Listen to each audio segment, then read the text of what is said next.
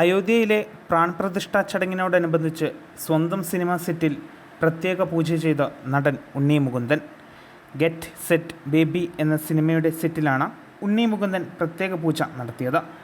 പ്രതിഷ്ഠാ ചടങ്ങ് സമയത്ത് ഉണ്ണി മുകുന്ദൻ ദീപം തെളിയിച്ചുകൊണ്ടാണ് പൂജയ്ക്ക് തുടക്കമിട്ടത്. തന്നെ സംബന്ധിച്ച് ഇന്ന് വളരെ സന്തോഷകരമായ ദിവസമാണെന്ന് ഉണ്ണി മുകുന്ദൻ പറഞ്ഞു.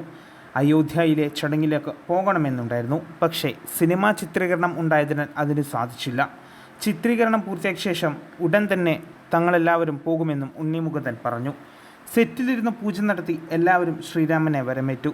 ചടങ്ങിൽ പങ്കെടുത്ത എല്ലാവർക്കും ദർശനത്തിന് ഭാഗ്യം ലഭിച്ചുവെന്നാണ് വിശ്വസിക്കുന്നത്. പോകണമെന്ന് വളരെ ആഗ്രഹം ഉണ്ടായിരുന്നു. ചിത്രീകരണം കഴിഞ്ഞ ഉടൻ പോകുമെന്നും ഉണ്ണി മുകുന്ദൻ പറഞ്ഞു.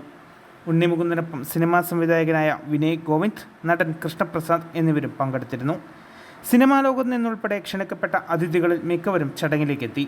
അമിതാഭ് ബച്ചൻ, രജനികാന്ത്, ധനുഷ്, ഖുഷ്ബു, കങ്കണ റണാവത്ത്, ചിരഞ്ജീവി, ഷെഫാലി ഷാ, ജാക്കി ഷറഫ്, ആലിയ ഭട്ട്, രൺബീർ കപൂർ, കത്രീന കൈഫ്, ആയുഷ്മാൻ ഖുറാന, രാംചരൺ, രൺദീപ് ഹൂഡ, പവൻ കല്യാൺ തുടങ്ങിയ വലിയ താരനിര തന്നെ അയോധ്യയിൽ എത്തി. കേരളത്തിൽ നിന്നും മോഹൻലാലിനും ക്ഷണം ലഭിച്ചിരുന്നെങ്കിലും അദ്ദേഹം അയോധ്യയിൽ എത്തിയിട്ടില്ലെന്നാണ് റിപ്പോർട്ട്.